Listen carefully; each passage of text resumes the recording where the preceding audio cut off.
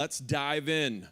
We're in a series here at The Vine. We've been calling this 12 Steps for Everyone. And so if you know anybody that's been a part of the recovery movement, dealt with alcoholism or drug addiction in their life, all of those programs are built upon a 12-step process towards real life change, how to change your life with 12 steps. Highly regarded, kind of consensus on that. And it's important to note that I think for the cynics in the room, there's a lot of people who've just grown to believe that real significant life change may not even be possible, but these stand as shining examples that it is possible. So we've been taking those 12 steps that are based upon the big book and what's called the basic text for those that are in NA. And we've been looking at the place where the big book and my big book, the Bible, connect. Those two places. Many don't realize that those 12-step programs came out of a group called the Oxford Group. They're all built upon Christian biblical principles. And we've just been taking a look at where those principles collide. I watched this week. Every now and then I just go into a YouTube dive. No, it's not important, but you click on one that leads to and next thing you know, it's been 3 hours and you've been watching YouTube videos of stupid stuff. And this week I was watching Revolving Door Fails. I don't know if Revolving Door Fails. Pull this up. I'll just talk while we're doing this. This is Justin Bieber in a revolving door smashing his head. Boom. Oh yeah, right there. That's good stuff. And I just started watching multiple I don't know why it gave me such joy to watch him hit his head on a revolving door. But I can remember being a kid. Check this out. I can remember being a kid. Look at this next slide. And I have two brothers, and I can remember trapping my younger brother inside a revolving door at a hotel when our parents weren't present and having such joy from him trapped in that. And then we would spin it real fast, so he had to keep moving with the revolving door, and it was just too. You know, like when you're a kid, a revolving door is like a theme park. You know what I'm talking about? Like when you see it, you're just like, this is awesome. When you're an adult, you're like, this is an accident waiting to happen. Somebody's going to get caught and trapped. Let's do this. We're in step 6 and 7. I promise this will make sense. 6 and 7, the steps are these. We're entirely ready to have God remove all these defects of characters. We humbly ask him to remove our shortcomings. Those two steps are 6 and 7. We're going to combine them together today because they are similar in nature, but there's a process that's taking place with each one of these steps. Entirely ready to have God remove all these defects of characters and humbly ask him to remove the shortcomings. Those two steps usually are steps that are taken quickly together in the 12-step process. Look at this next slide.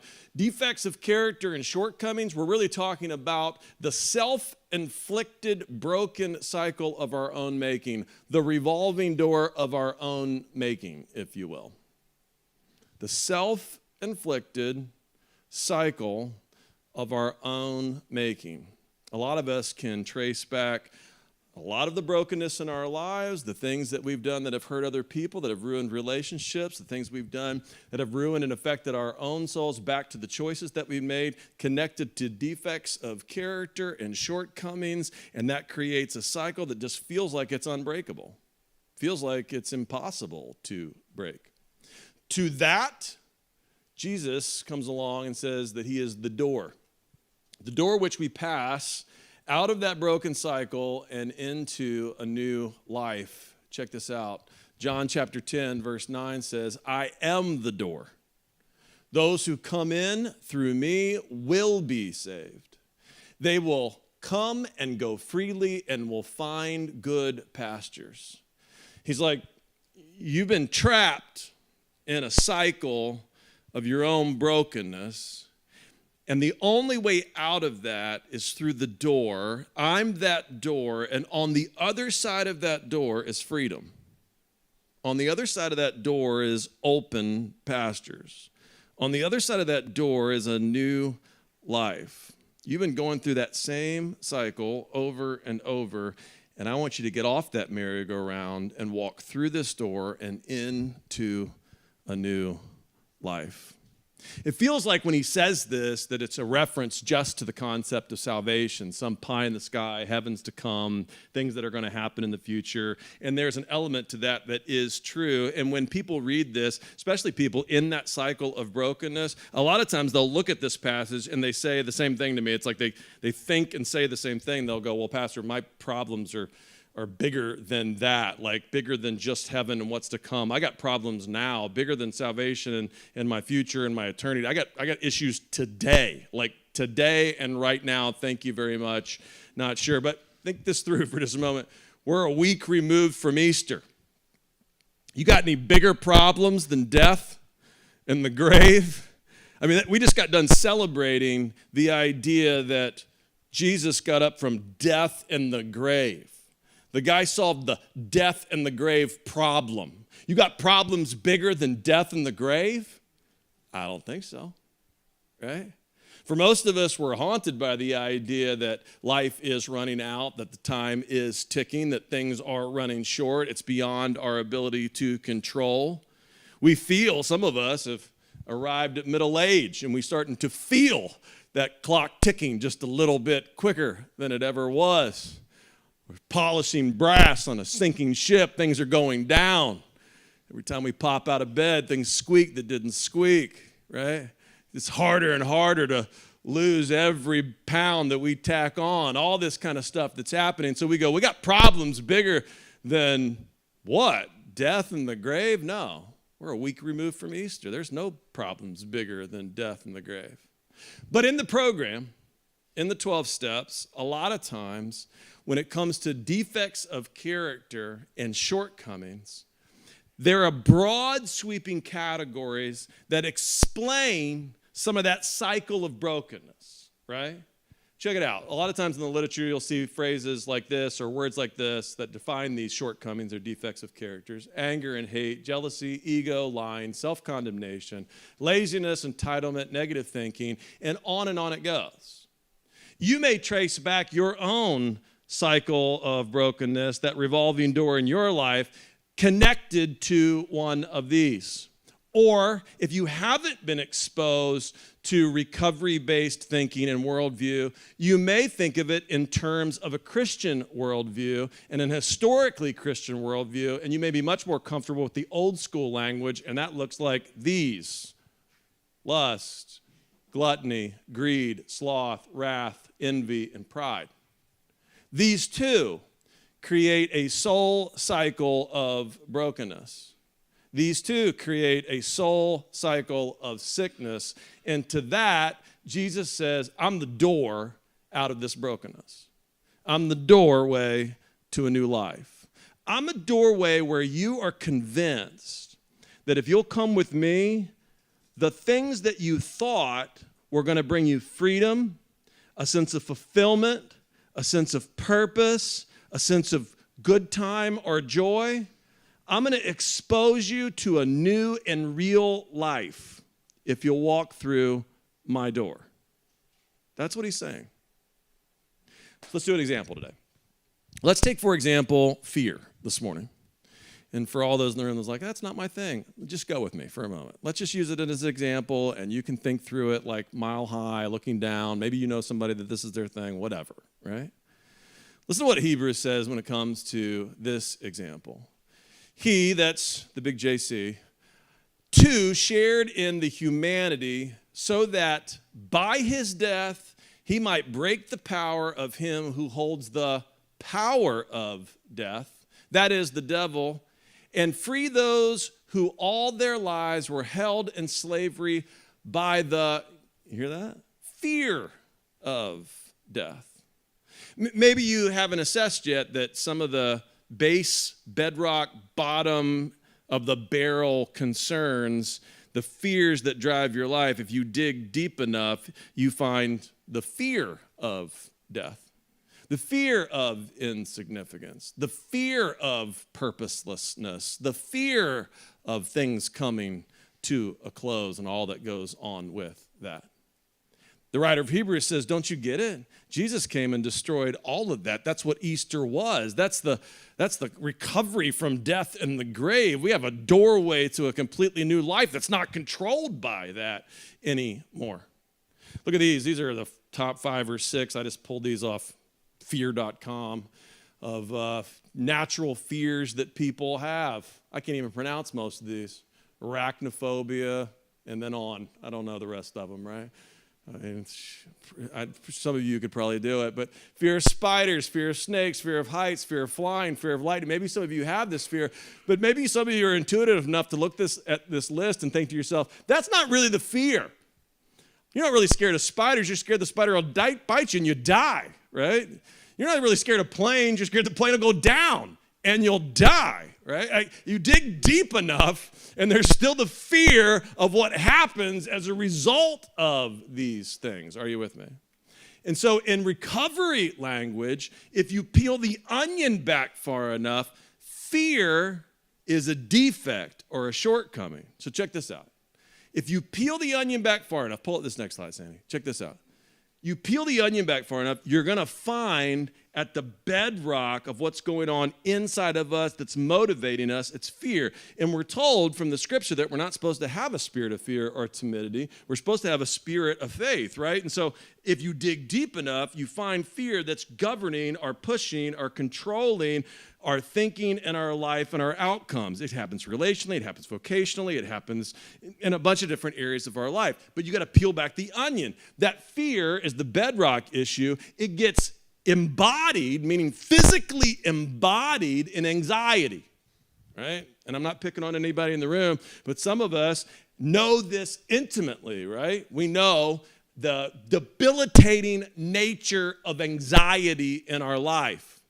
But that's just the embodiment of the fear, right? That's the physicality. That's what it looks like when it's embodied into our mind and into our body. It comes out in anxiety, but you dig past the anxiety, you're going to find fear. And if you look above the anxiety, what you're going to find is how it's expressed in life. Many times for many people in recovery, they realize it's addiction, meaning that when a person enters their first time into a 12-step program into the room, many times they're asked what their main problem is, and most addicts respond, drugs or alcohol, to which the group that's already been meeting who knows these truths say, that's not your problem. That's not your problem. Alcohol and drugs are the way you mask your problem. It's your feeble attempt to deal with your problem. We got to get down to the defects of character. We got to get down to the shortcoming. And if we dig deep enough, we're going to find things so base, so at the foundation, that there are these big categories like fear, like selfishness. Check this out. Listen to what Jesus says here. John chapter 14. Peace I leave you. My peace I give you. I do not give you as the world gives it. Do not let your hearts be troubled, and do not be afraid, he says. He goes on to say, don't you realize my Father has many rooms in his house, and I'm going there to prepare a place for you. I've got up from death in the grave. I'm going to prepare a place for you. Like, if what's controlling you is fear, and at some level, what's driving your thinking is the fear, and we dig deep enough, the fear of death, he's like, I've conquered death in the grave, and I've gone to prepare a place for you. So do not let your hearts be troubled. How do you do that, right? Do not let your hearts be troubled. Think about how that would work out if you just said that to yourself every time you were face to face with the everyday complexities of fears and anxieties in your life. I don't think my teenage son is going to pass his biology class. Do not let your hearts be troubled. It's going to work out. I think my car is going to break down. I don't have the money to repair it. Do not let your hearts be troubled. I feel like I'm in a dead-end job and I'll never get out of this cycle and I'll never get to a place that I need to. Do not let your hearts be troubled. I feel like I got health issues that I'm not sure how to fix or diagnose. My doctor didn't know what's going on with me. I'm a mess. Do not let your hearts be troubled. And we can go on and on and on, right? How do you get to the place where you go, I'm not letting my heart be troubled anymore. I'm not controlled by that nature of fear anymore. Well, most psychiatrists and psychologists and those that are studying the issues of anxiety and fear will tell you that there are two different psychophysiological systems that fear is digested into the human body and into the human mind. Two different systems, and they're connected from the chemical to the mental to the physical. All that's connected inside of you. And there are two different ways that you can approach the issue of fear and anxiety in your own body and mind. So let's just all be scientists for a moment today. Many times psychological groups and the people that study this kind of thing, they look at it and they label it this way. There's a challenge system and there's a defense system. And depending on which system you digest the fear through, it can have a very different effect on your life, your mind, and the human body. Very different effects, right? And what they'll tell you is one of the major ways that therapists deal with fears, many times even somewhat irrational fears, is that they'll give you what's called an immersion therapy. It's where you volunteer to face that fear, whatever that fear is, at some small digestible level. And in that moment, the fear doesn't go away. You don't somehow realize, I'm not afraid anymore. But you realize that in that moment, facing that fear, digesting it through the system that's built around challenge and not defense, that you can become not less scared, but more brave. And it changes. How you digest it actually changes your physiological response to those same fears. That's how, a therapist deals with the issue of anxiety in a typical person's life. And to all that, Jesus is saying, yeah, there's a real world, a broken world. You're not going to be less scared. You're going to be more brave by what I've done for you. You're walking through a doorway to a place where you have an abiding sense that no matter what comes my way, I trust and know in the deep places of my heart that God is for me and not against me, and that nothing can separate me from his love. And he will work it out for my good, even if I can't see it in the moment. I'm leaning in to that sense of bravery. All right, so where do we start? Let's say, where do we start? And let's just say for a moment that it's not fear for you. Let's say you get down to one of these defects of characters. You're looking at this. You're trying to take these 12 steps along. And maybe it's not fear for you. Maybe it's something else. Maybe it's anger. Maybe it's insecurity. Whatever it is that's got you in this cycle of kind of brokenness. How do you deal with it? Where do you start to deal with one of these things? Well, I love the phrasing that the recovery movement uses. My buddy actually uses this phrase all the time.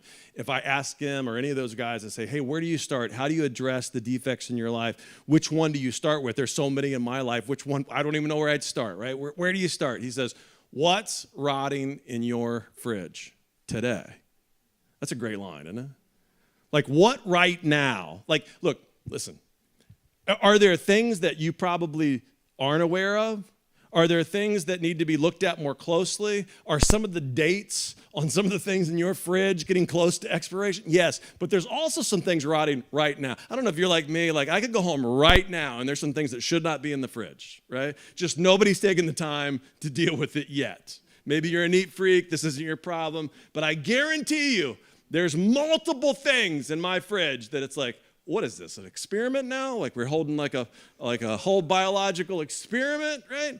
And so I love this phrase. Where do you start? Start with simple. What currently is rotting in the fridge? And peel back the onion until you find that base sense of out of controlness, that base sense that's driving everything. Just keep peeling it back until you find it. You say, how do I do step 6 and step 7? How do I get entirely ready to have God remove these? And how do I ask? How do I ask if I don't know what it is? Ask for what's currently rotting in the fridge for him to remove it.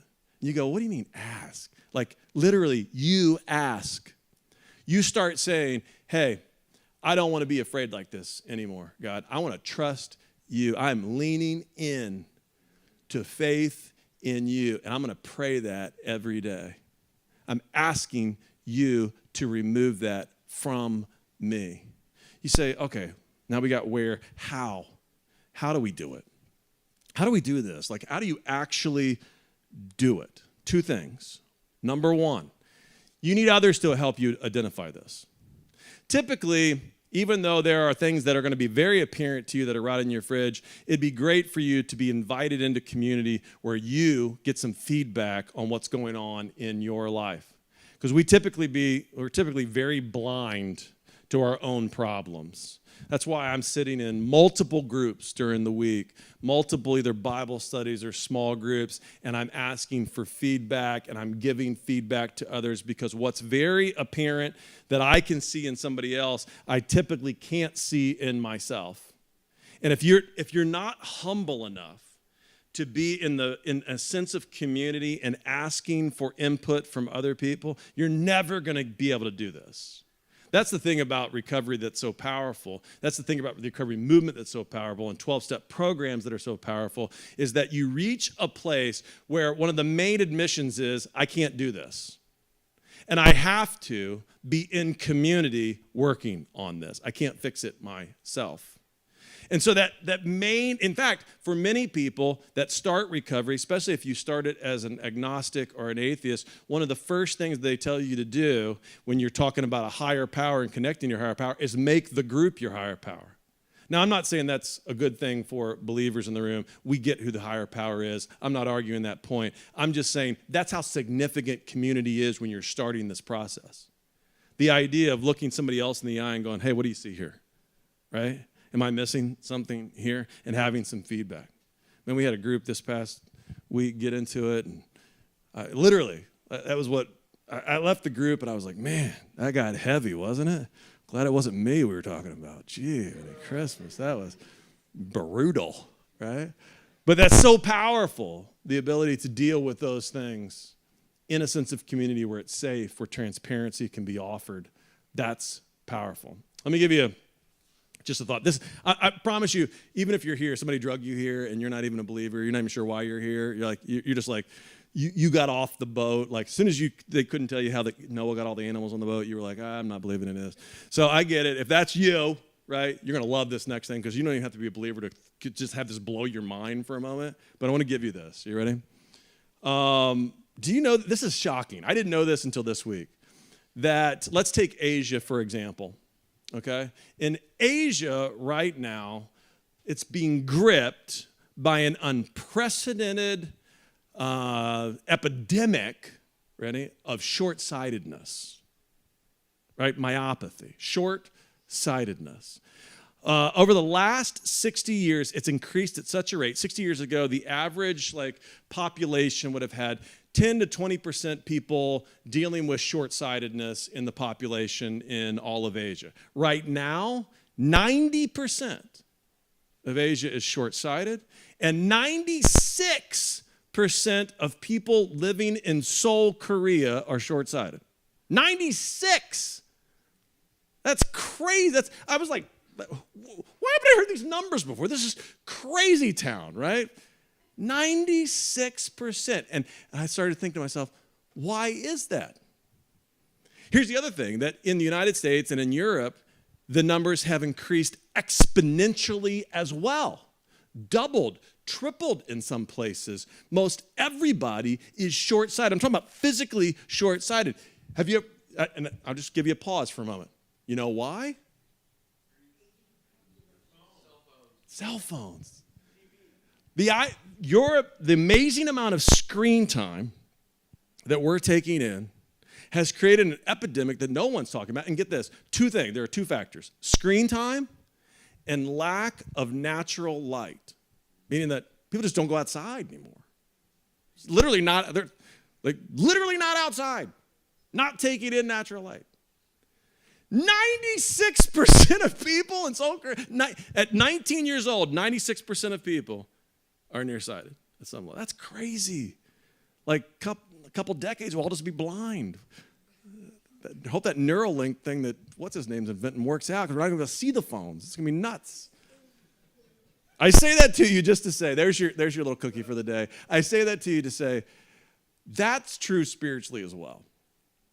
Just as the culture as a whole has become blind, so we too have become completely blind spiritually, it feels like. It feels like our whole culture drifts towards more and more blindness.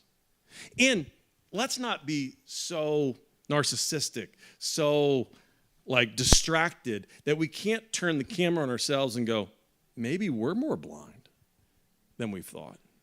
Maybe it's us that can't see as well as we thought we could see. Take, for example, what Jesus says in John chapter 8. I'm the light of the world. Whoever follows me will not walk in darkness, but will have the light of life. I'm the door. I'm the light. You want to see? Walk through this door. Maybe your eyes will be open. Remember, the prophet Jeremiah says in chapter 17 that the heart is deceitful above all things, meaning that we have a default setting to be blind to our own shortcomings, our own defects. And the only way to deal with that is to invite in community, to be in community in such a way that we're being transparent with other people about the things that we're struggling with. That's how we get to defaults of character. That's how we work through this. That's how we pray through this. That's how we respond to this. Second thing, when it comes to the how. Second thing, you need God. You need God to remove this. You don't get out of this on your own. There's no system that's been built. There's no book, how to for dummies to fix your shortcomings and your defects of character. The reason that you need God is because we've already proven many times over that we can't do it on our own. If you could do it on your own, there would be no need for a Savior. There'd be no need for Jesus. The only way for there to be right standing before God and to be made right is by His grace. You can't dig yourself out of this on your own. I'd say that the verse that had the most impact in my adult spiritual life has been Romans chapter 9, verse 16, describing God's gift of faith and how we were saved. Listen closely to what it says. It does not, therefore, depend on human desire or effort, but on God's mercy. That's how Paul describes it. Your salvation, your redemption, your being made right before God doesn't depend on your desire or your effort. It depends on God. For some of us in this room, we yet to fully understand that. We spend our life spinning our wheels, strong-arming and manhandling our own sense of morality to make ourselves feel as if we're approved by God.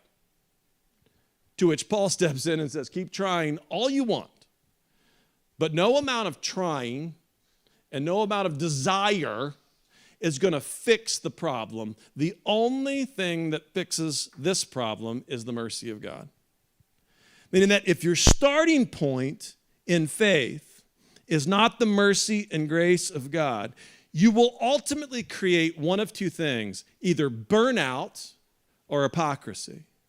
You will either burn out trying to be good and honor God, or you'll become a hypocrite, covering up what you cannot do, being good before God. The only starting point that works when it comes to really facing life change issues, dealing with shortcomings and defects, is the starting point of victory, which is God has already resolved this in his mercy and in his grace. And the only way for you to experience it is to lean into what he's done, not what you have already proven you cannot fully do. That's the only way. Is to say, it's not how much I want it. It's not how much I've tried. It's his grace and his mercy. Now, upon that grace and mercy, I'm going to live in thanksgiving. Upon that grace and mercy, I'm going to respond with love and peace. I'm going to respond with trust. I'm going to respond with a sense of gratitude. I'm going to respond with life change. But I'm going to do it from a place of victory. I'm going to do it knowing those battles he's already won. That's already done. The doctrine that changed my life the most as an adult Christian is the doctrine of glorification. I can remember exactly where I was with the exact person I was with where this rung out in my life. I was with a mentor of mine talking about an issue in my own life of unforgiveness. And I said to him, hey, how did you forgive this person? And it was a similar situation. And he said, what makes you think I've forgiven them? And I said, well, because you're my mentor and a better Christian than me, and so I'm hoping that you figured it out. And he said, Mike, don't be foolish.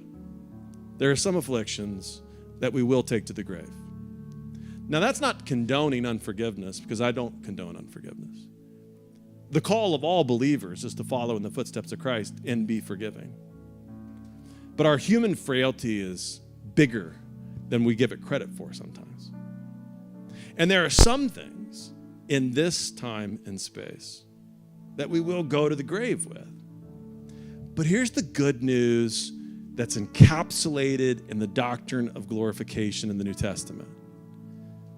You're not in charge. You're not capable or in charge of removing every sin or every sinful thought from your mind. That's in the hands of God as well, who promises us that when we pass from this life to the next, we're given a new body where the actual presence of all sin is removed, not upon our power, but upon his grace. With that in mind, we wake up every day going, I want to live that gratitude out. I want to live in forgiveness. I want to live in freedom. I want to walk through that door. I want to honor him with my abilities and effort, not to earn it, but to bask in the glory of what he's already done with the faithful expectation of what he is going to do in making me new. That is the gospel, ladies and gentlemen. That is what all of us should be seeking. So every person that enters into recovery, every person that enters into that process of dealing with life change, they start from a place of victory. I can't. I seek the one who can. And I pray for the power, the strength, the abilities that only come through him. And I'll keep praying until he gives it, or I cross over when he makes it right. Are you with me? How about that? Let's take a moment. I hope that inspires you. Let's take a moment and think about step 6, step 7. Think about embracing these defects of character. Think about facing these down from a place of victory.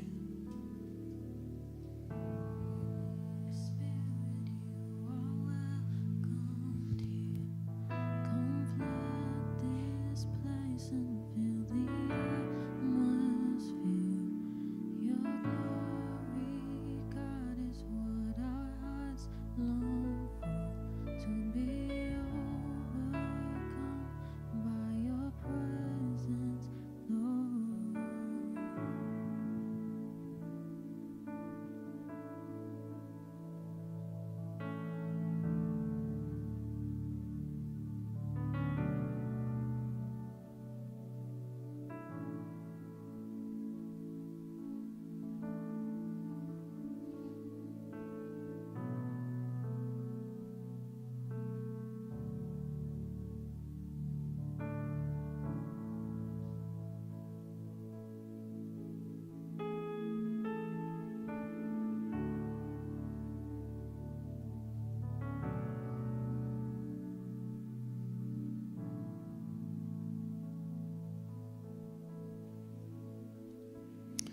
The night before Jesus was crucified, he gathered with close friends, took bread and wine, symbols of the body that would be broken and the blood that would be shed on our behalf, and he gave it to them and said, "Take these in remembrance of me."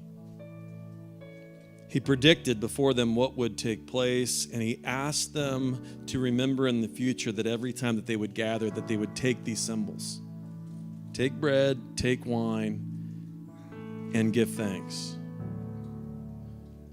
Not because the bread and wine themselves would bring cleansing, but because the bread and wine would be reminders of the way by which we were made new.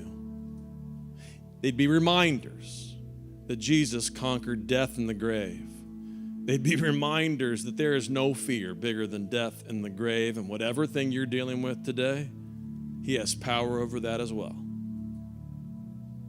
So as you take this morning, whatever it is that's caused your cycle, your revolving door of brokenness, even if you're only humbly asking for him to remove it today, even if you have a sense of doubt that it's going to change today, you keep praying and you keep believing that upon this bread and this wine that symbolizes his death, burial, and resurrection, that he has power over that in you.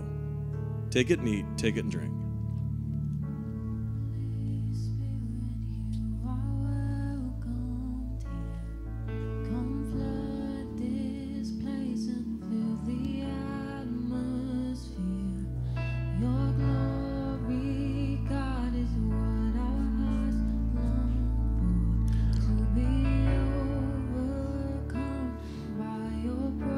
Would you join me in standing? Let's sing it. Holy Spirit, you are welcome here. Come flood this place and fill the atmosphere. Your glory, God, is what our hearts long for. To be overcome by your presence, Lord.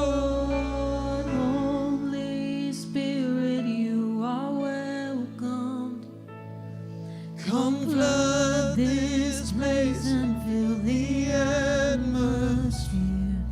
Your glory, God, is what our hearts long for.